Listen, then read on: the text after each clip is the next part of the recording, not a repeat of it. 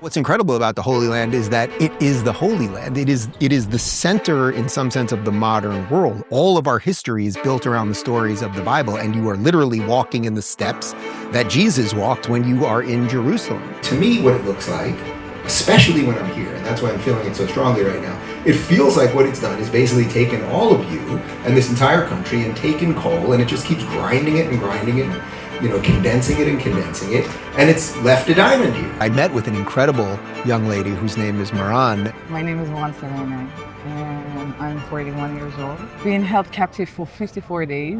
At one point, I had to entertain them for over 13 hours. I had to play with them cards, make them happy, make them laugh, and I'm hungry. I think one of the real through lines is they have very little pity for themselves. They don't walk around in pity. They just don't. It's like some bad happened and then they move on. It's really incredible. When you talk to people who actually are just living it. Yeah, that might have been my most enjoyable conversation so far. What does the country and region look like post-war? Well, that's the million-dollar question. What does this place look like post-war? Well, first off, I think we're getting there.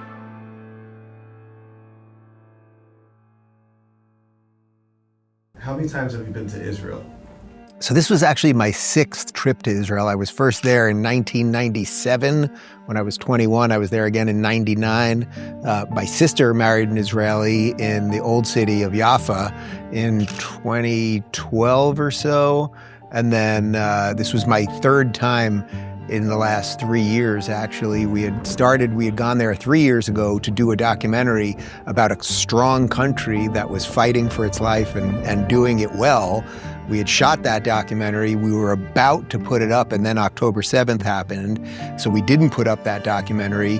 I went back once, a few months after October 7th, and then this was my 6th trip, about 2 years. Almost 2 years post October 7th. So it's been, I would say those 6 trips have been wildly, wildly different, which probably makes a lot of sense if you understand the history of the land. How were you feeling going into this trip, having been to Israel multiple times? What was different about this one than the previous ones that you were on?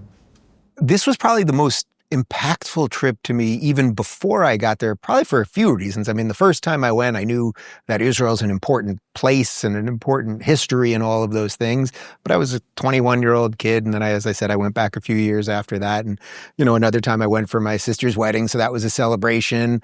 And then when we went for that first documentary, I was taking my whole team for the first time. So it was kind of fun. And again, it was before October 7th. So it was just kind of like a good time to be there and travel the country and everything else.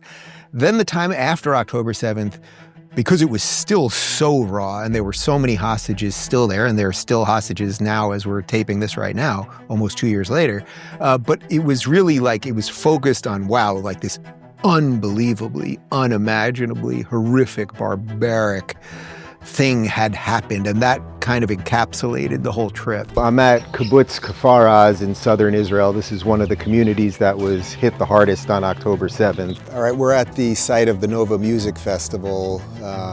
This is truly horrific beyond imagination. Today's been an extremely emotional day. We started the morning by watching the 47-minute video compilation that Israel has put together of the October 7th events. And for all of you that have seen some of these videos, and everyone has at this point, we've shown some on the show, whatever you've seen, it's worse. We managed to have some good times too, and that's part of the magic of the country, but that really was the feeling. This time was a little bit different because we're post-October 7th, obviously. The country's moving on, and yet there's at least 20 hostages that are still there.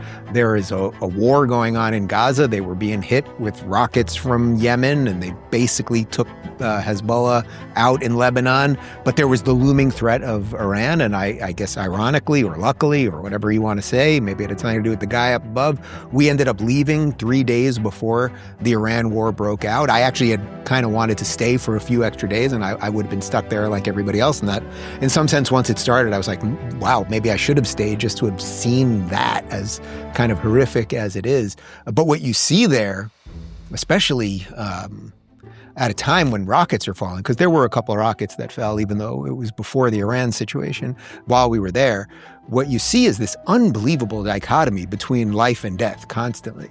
And in some sense, that's the energy of the country. So right before we did my show in Tel Aviv, we have a couple hundred people at a comedy club, and I'm in the green room, and I didn't even hear it, but a rocket alarm went off. Wait, was there an actual siren, like you heard a siren, or it was just the alerts? When I didn't hear a siren. Yeah, they said there was... The local guy said that there was a missile or whatever, and I think he said he announced it out there. So you hear it outside in Tel Aviv, the big sirens, and everyone on their phone gets an alert. I was in the green room. I didn't even have my phone on me. I didn't even know what happened. Just as I walk out on stage, someone says, well, this is kind of funny because everyone is here. And it turned out that the comedy club itself was underground and was a bomb shelter. And that was a great way to start the show. Not the first time I've ever started a show with a bomb threat. But then you see that sense of life, like a bomb alert. People kind of freak out, or they don't because they're kind of used to it. And then like a minute later, they're at a comedy club laughing, or they're at a club dancing, or they're doing whatever else they do. And that tension between, the unspeakable horrors of life and then the desire to just put that aside and live, that's an incredible tightrope to be walking. And the whole country is walking on that all the time. And in some sense, that strikes me as the secret of their success. Do you want to tell me a little bit about your story first, or do you want to wait till we get into it? I do want to use this hour, and then we will go out, and I'll tell you the story. But I do want you to see the side of the family. Okay. That in 2 hours, this whole square is so packed with people, and then the families are starting to speak. Is usually after Shabbat is like when it really is. This is the main busy. rally. Yeah. That's so in here, you should stop filming. Okay. And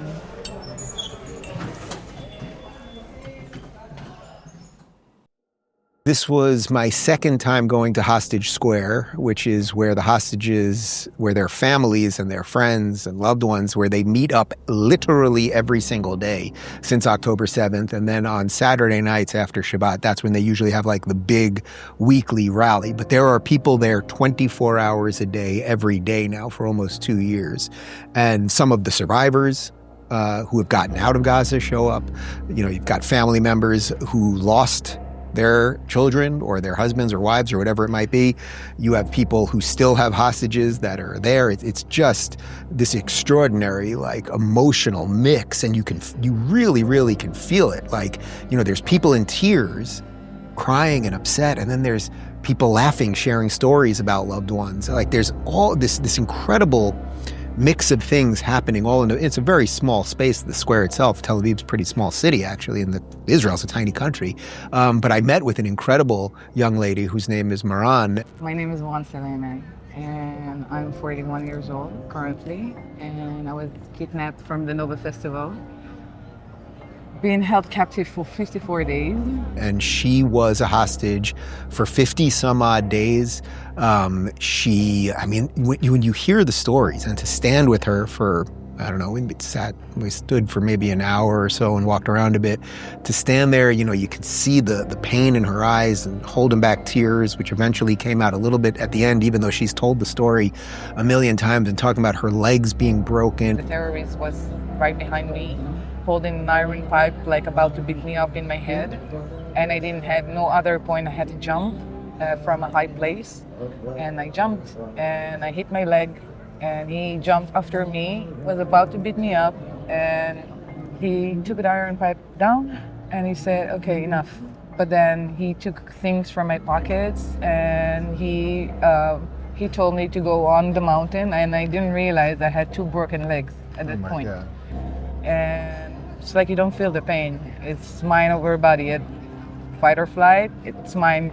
If it's not mine, that you're not surviving this situation. Shots being fired and getting 1 capful of water a day. Capful, not a bottle, a capful of water a day to survive while the Hamas guys were making her cook food for them. Do you know how much water I had in those days? 20 milliliters of salty water, which he told me that that's the budget for the next 2 days. So I need to calculate the water that I drink. So I told the other hostage, trying to, showing her, I'm strong, we will survive this situation. Don't worry, we'll drink 1 cup You know, at one point, I had to entertain them for over 13 hours. I had to play with them cards, make them happy, make them laugh, you know, and I'm hungry.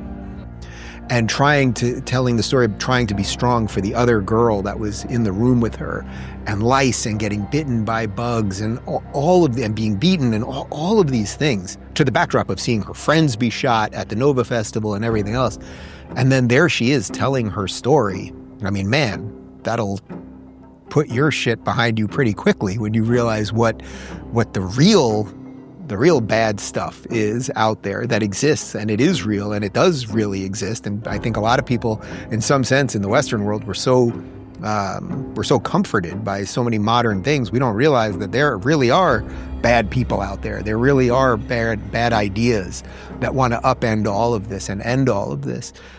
So to be there was, there almost aren't words for it, actually. You feel like you're sort of, it's like you're between the mortal world and heaven, something like that, because there's something much deeper than just what goes on in a human way on a day-to-day basis.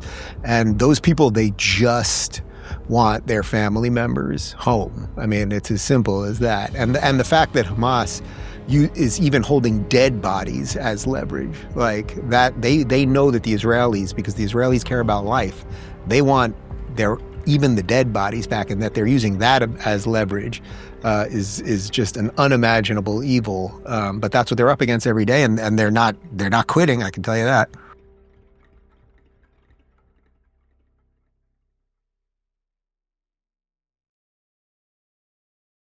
I mean, first of all, we saw entire houses that were burnt completely. I've been there. It's just unbelievable. I remember walking, so I went there afterwards to see it again, and I remember seeing the houses now that are burnt down to the ground. I remember them burning with bodies burnt either inside, or people tried to run away, and you could see that they, I guess, lost their consciousness and just died on the way out.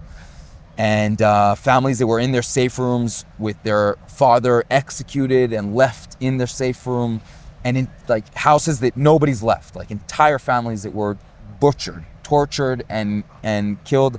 I have horrible pictures on my phone that we took so that we'll have evidence afterwards, and photos that I'm not allowed to publish. I don't mind showing you, but I'm not allowed to publish them because the IDF doesn't let us publish. Just horrific things until about 7 p.m. We were on our way to a mass hostage situation. I was leading my team. I was in the front of my team. I'm running towards a house in front of me to clear hostages from inside. We get shot from the right side, where I lose the tip of my finger, which is why it's just like cut off there. Just a bullet goes through the top part. The leaders of our team, 3 guys, we managed to kill that terrorist. We continue back towards the house. I get to like the first step, and a terrorist just takes his gun out of the window right on top of me and shoots an entire magazine at both me and my number 2 guy, David. We both get hit, fall to the floor. We both crawl into cover and get back into fighting mode. Like I remember we crawl into cover and turn around, guns ahead of us. I guess my conclusion was that they do what I would do is go after your enemy. So they would probably come out and try to finish the job, and I wanted to be prepared. They didn't come out because, I mean, their advantage was that they're in that house, bunkered up, guns out, and nobody can get close. And there was a full hour that we were under that house, me and David, with terrorists surrounding us completely, shooting all over around us, a little bit coming towards us, but mostly coming at my team, which was still in the house that we came from. Yeah. Are you communicating with anyone at that I have point? my radio. Yeah. At this point, I don't know where my left arm is. Wow. So I tell them on my radio that I lost my left arm and that I have a bullet in my chest. That's what I knew. David knew he had a bullet in his stomach, chest, left arm, and back. So that was what we told them. They tried to come to us. 3 other soldiers were injured on the rescue mission. It failed. Again, they got bombarded by terrorists just coming at them from all sides. These are about 9 soldiers left, healthy, with, I'd say, around, at this point, 60, 70, 80 terrorists just coming at them from all sides. And so for an hour, we're communicating, we're talking, until they managed to get a tank into that house to cover fire them. 4 guys from my team crawled under that house. 4 beasts crawl under my house, got to me and David, managed to pull us out as other soldiers conquered the house on top of us. Like they did it simultaneously. Yeah, it was unbelievable. So they went in, they went under, they pulled us out, they went in the house. There were about 15 terrorists in that house on top of us. And they managed to pull me and David out, give us medical treatment, and send us off to the hospital. On the way to the hospital, David died from blood loss. David is married and he has a son, 7-month-old son back then. Now he's a little over 2. And he was hit by 10 bullets altogether. Wow. You were in the ambulance with him? I was in the helicopter, yeah. We flew together. I was hit by 4 bullets, so 3 in my arm, shoulder, and chest. Yeah. A bullet here and 2 bullets in my chest plate that saved my life, that stopped. And then from there on to the hospital. And I woke up, found out basically everything that's going on. So that chat with Yadin was absolutely incredible. You know, the crazy part about this is that everyone here has some kind of story like that. His story happens to be a story of rescuing people, and I think he said shot 7 times. I actually, at the end, when I was giving him a hug, I felt his bicep. I mean, he literally has no bicep. He has all this nerve damage and a bunch of other stuff, but I asked him what's the most challenging part now for his life going forward, and he says it's just that he can't be out there with his brothers fighting and saving people. I mean, it's really just beyond imagination. I mean, that to the backdrop of chatting yesterday with some of the hostages, or former hostages, thankfully. But maybe Joey can pan and just look out the window for a second. And you really can just see, like, life goes on here. It's crazy. There's a war happening. Like, it's not that many miles down south. This is a tiny country the size of New Jersey, and there's a war, and there's 20 people being hidden on top of, I think there's about 58 probably dead bodies that they're keeping hostage, which is also completely psychotic.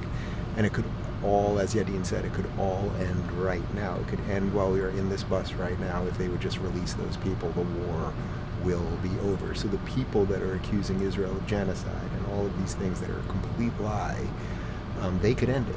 It's the only case in human history of people who are quote unquote being genocided, who have the power to stop the war, not stopping the war. And that's why it's tough to fight a death cult. And when I talked to him about going to these college campuses and seeing the reaction, what could possibly be more just than a nation saving its citizens? Everyone, end the war, end the war. Okay, so leave 20 people there, leave their ability to do it again, leave their ability to shoot rockets into your country, leave 20 people. I mean, imagine, and if you took the scale of, the size of these countries and the populations, it would be like America leaving thousands of citizens in Mexico and just being like, all right, the war's over, we'll just leave you there. That means the war's over, as if that means that something good has come of the ending of all of this. All they have to do is release the hostages, but they're obviously not going to do that, and the war will go on until they do, and there'll be a lot of death and destruction, and it's up to them.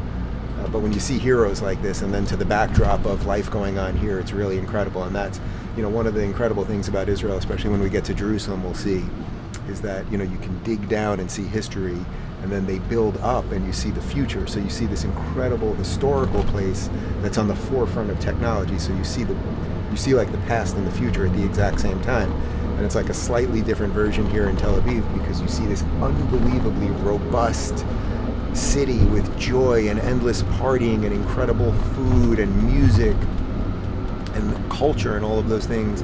And then it's to the backdrop of probably virtually every guy that's over 18 on this beach was probably fighting in the war, and how many survivors are out here, or family members, or everything else.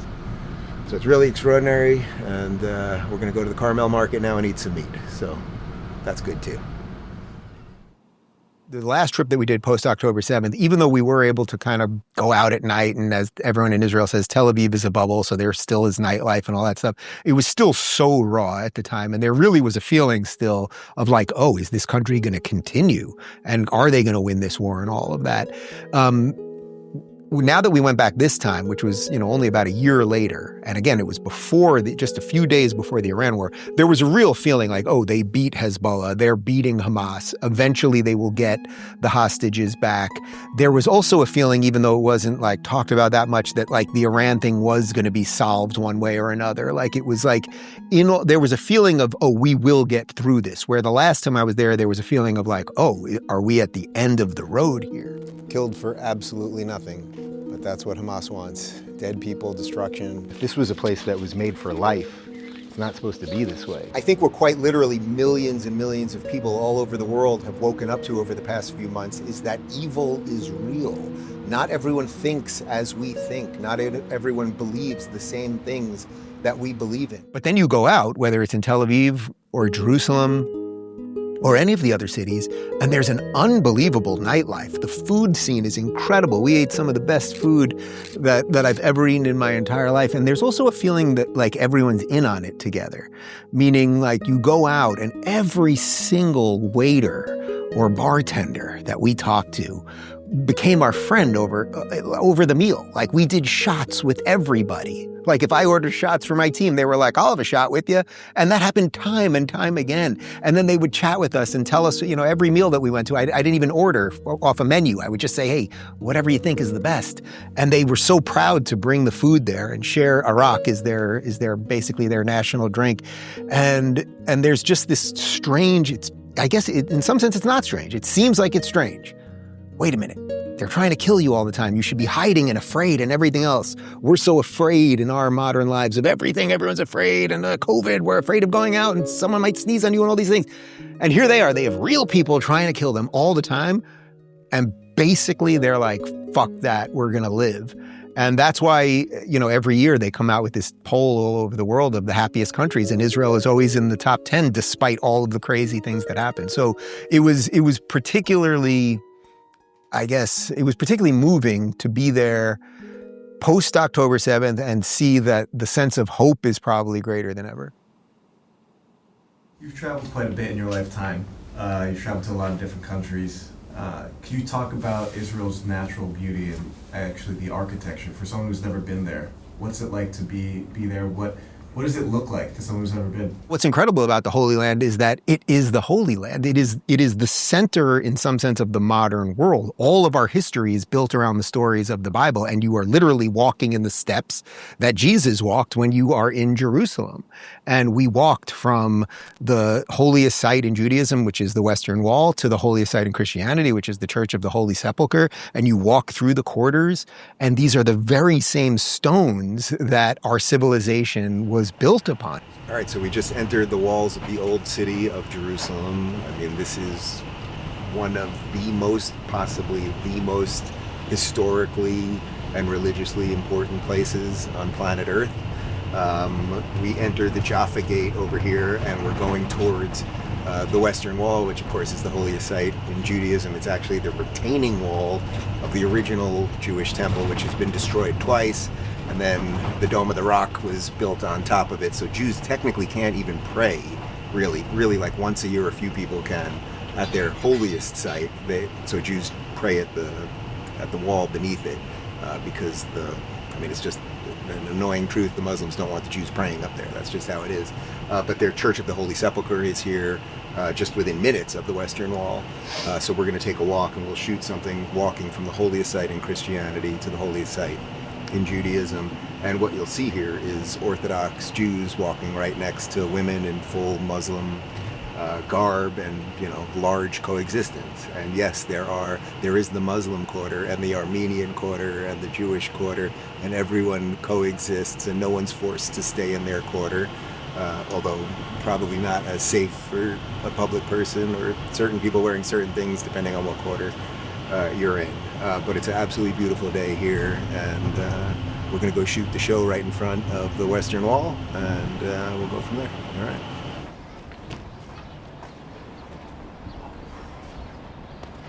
Now that is a view, ladies and gentlemen. Look at that.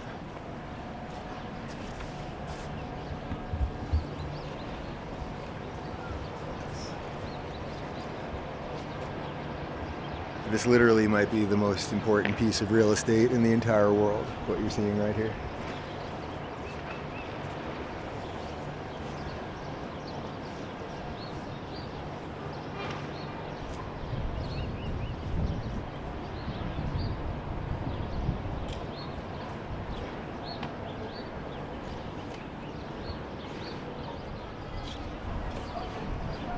this is like reverse doom scrolling. We spend all our days scrolling that thing. This is whatever the 180 absolute reverse of that is. That's what this is.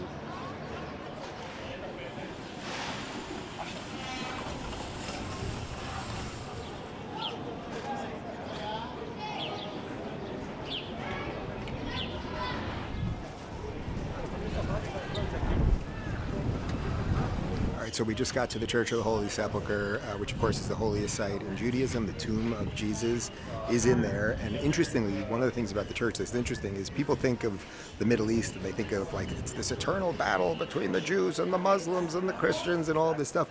But actually there's just an endless amount of denominations of all of these religions, and figuring out how secularists and religious people can live together and all of those things. So the church is actually, it's managed by several different Christian denominations. The Greek Orthodox Church manages where the actual tomb is, which is inside. Then there's the Armenian Church and several other denominations, all sort of working together. I'm sure have some competing interests. And of course, it's all secured by the state of Israel to make sure that anyone that wants to worship here or visit can come here. And I've been here many times actually, and they're constantly doing work. And you can see the scaffolding and facade is always changing, but they do stuff unbelievably slow here as to not change the original natural architecture. And we're going to head on in, and I'm sure there's people from literally all over the world praying in there, and we're going to join them. This is the holy key of the Holy Church. Wow. This is the original keys. This is since, yes, please. This is since 1187. This is 850 years in the hand of our family. I think I'm supposed to hand you the key. Yeah. This is incredible. Hi, I'm Dave. Nice to meet you. Nice to meet you too. Thank you for coming. It's my Joseph. Unbelievable. Great. Let's show you how we open the church and we close the church. This is the holy gate of the holy church. Now we have 2 locks. This is, I will show you how we open. This, we put the key from upstairs. And now the church open. How do you get to that one? From the ladder. I will let you see the ladder and how we close.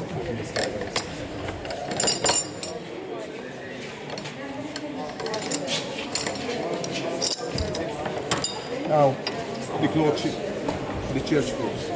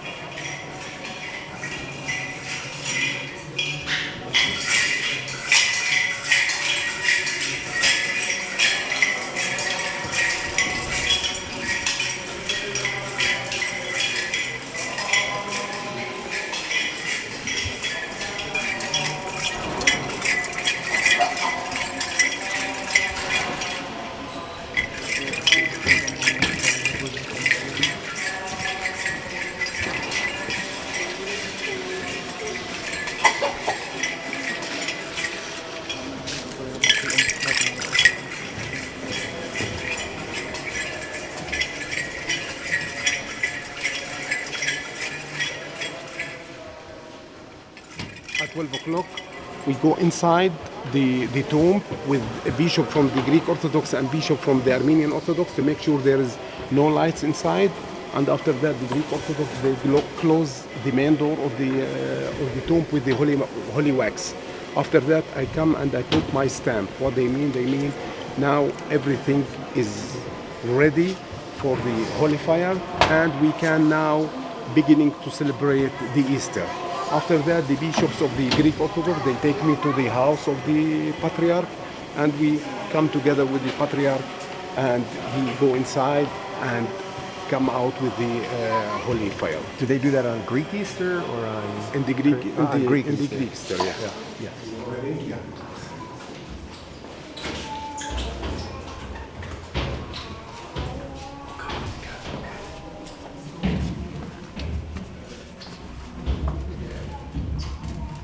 We are in the Holy Tomb.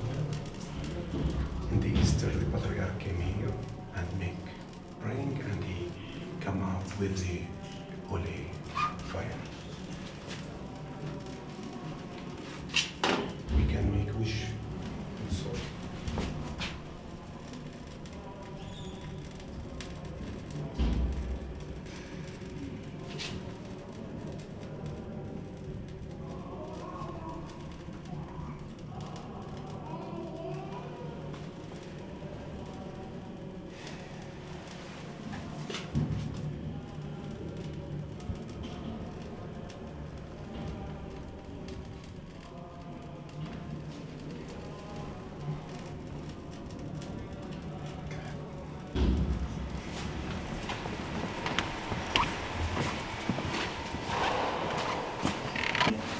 This is the place where Jesus stayed before they take him to the Golgotha.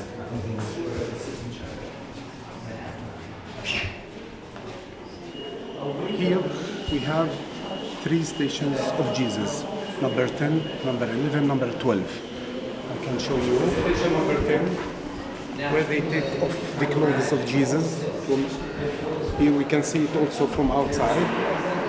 This is in the hand of the Catholic. This is number 11. They put Jesus in the cross. Yes. And this is also in the hand of the Catholic. This is in the hand of the Greek Orthodox. This is the place where they put Jesus and he died.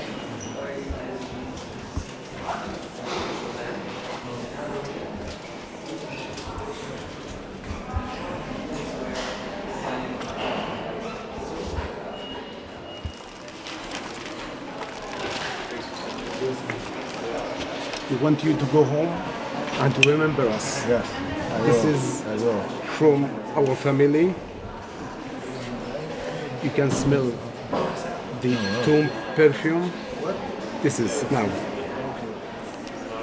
This is the oil from inside the holy tomb, and inside this is the small stone from the tomb. And this is some piece of the wax. This year, this is.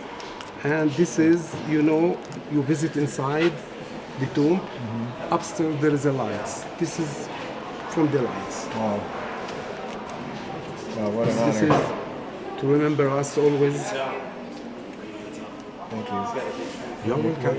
Wow, what an incredible honor. Thank you so much. You are welcome. Thank you so much. You're welcome. What's your name? And that's it. Very good. Yeah, nice to meet you. Nice to meet you. Thank you. Bye. Bye-bye. All right, so we're just wrapping up our tour of the Old City, and I have to say, I've been here. I've been to Israel, I think 7 times, but I've probably been here into the Old City maybe a dozen times or even a few more than that. And this definitely was the most meaningful, I think, relative to everything that's happening in the country and in the world right now, and the politics and all that. But to get that tour of the Church of the Holy Sepulchre, I've never had such an intimate tour. Other times that I've been there, it's been very crowded, or you have to kind of move through quickly. But to go to each station, to learn a little bit more about each church, to hear about the coexistence. You have a Muslim that is the guardian, in essence, of the door of the church that then has several denominations in it inside the country of Israel, which is Jewish. It actually shows you that this stuff can work if people are willing to come together. So it was quite moving. So we're basically through the Old City right now, right behind us over here. Here, we can turn for just a second. That's the Jaffa Gate. And interestingly, I think I know most of the story here. The way the Jaffa Gate is built, there's a reason that you walk through it and then it ends just a few feet before, because back in the day, they didn't want people invading where they could just ram through all of their horses. They wanted them to have to turn so that they couldn't just invade that quickly. And that's why it's an interesting gate. Normally a gate, you would just have the awning and you would walk straight through, but you'll see a quick turn here. So it's been another great day here in Jerusalem, a city that feels like it's kind of between two worlds, but definitely gives you a lot of hope for the human spirit when you see it the way we just got to. It's absolutely incredible. You go to a place like Jerusalem, and I actually, most people think of Tel Aviv as sort of the center of Israel because it's the modern center and it's the tech center, and that is their biggest city technically. But Jerusalem, which is their capital, is really it's the heart of the country because that is the religious heart. But what I love about it is, first off, everything has to be built in Jerusalem stone. So it looks beautiful. Stylistically, it looks beautiful. If it's a new hotel or a new restaurant, it has to be built out of Jerusalem stone. So it's gorgeous. And then when you see that they can build high rises going up this way, but then the same time they're digging down and they're unearthing thousands of years of history, like in the city of David. So they're literally digging. And the more they dig, they can dig, a couple feet down and they can figure out, boy, that was from 100 years before the last layer that we looked at. And then we can keep going below that. And now they've literally uncovered the city of David, which was the path that undoubtedly Jesus walked as he would have walked to the temple thousands of years ago. It's incredible. It's incredible to see. So you see all of that. And then, you can go to a place like Tel Aviv where you see the sort of like hustle and bustle of a modern city.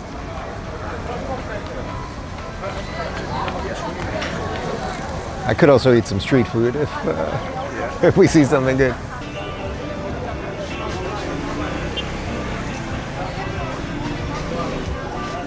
All right, I am going to eat some bread in the Holy Land. All right, sorry, carnivore people. Look at this. Look at this. Look at this. Look at this. Look at that. The smell. They even have challah. I can't believe it. Yeah, the smell. It's just, there's so many smells here. Oh my God. Wow, incredible. Yeah. I'm pretty sure they have Lucky Charms here without red dye like we have in America. Maha. But we should get shawarma. Shawarma and a pita. Shawarma. Okay. Shawarma. You want to do schnitzel? Let's do schnitzel. So you're closed? What? I go to the one guy who's closed? All right, schnitzel or shawarma? Oh, was there a shawarma guy there? That's the shawarma over there. There's shawarma. There we go. That's where we're gonna eat shawarma. Cameraman, you want the shawarma? Okay, you get shawarma. Shawarma for everybody. Shawarma. Hi. Can we have 4 shawarmas? We are now in the Middle East, my friend. Shawarma with a little falafel, some tahini, and everything else. Okay.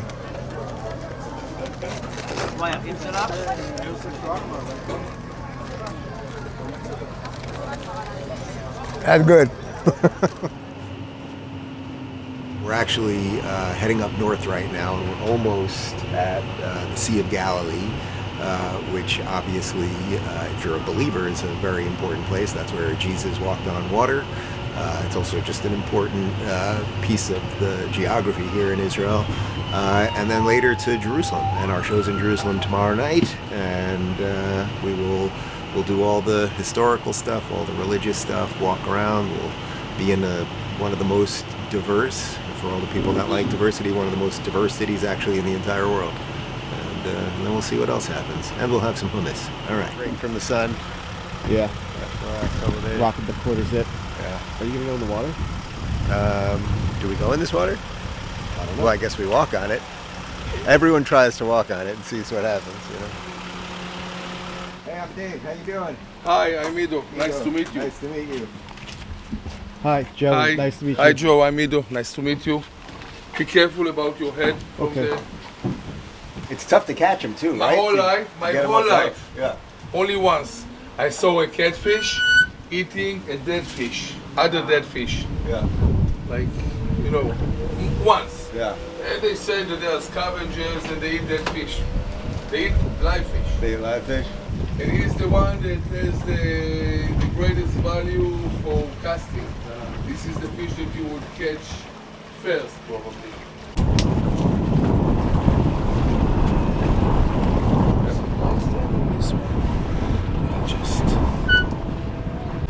נדפק, ראיתי see if we're getting dinner tonight. You know, it's one thing to, first off, look how cool this is. It's one thing to cast with something like this, but can you imagine if you get like some huge fish and you gotta reel that thing in with this thing? That's not gonna be easy. I'd say there's a 50-50 chance we're gonna catch a fish, but there's only a 10% chance of that. How do you know if you've hit bottom? So you need pull a little bit and then let go.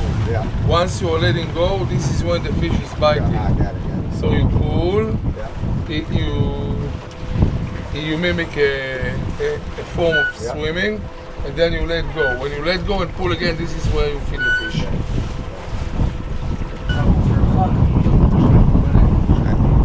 I sense a carpaccio in our future. Oh, wait. It's biting for sure.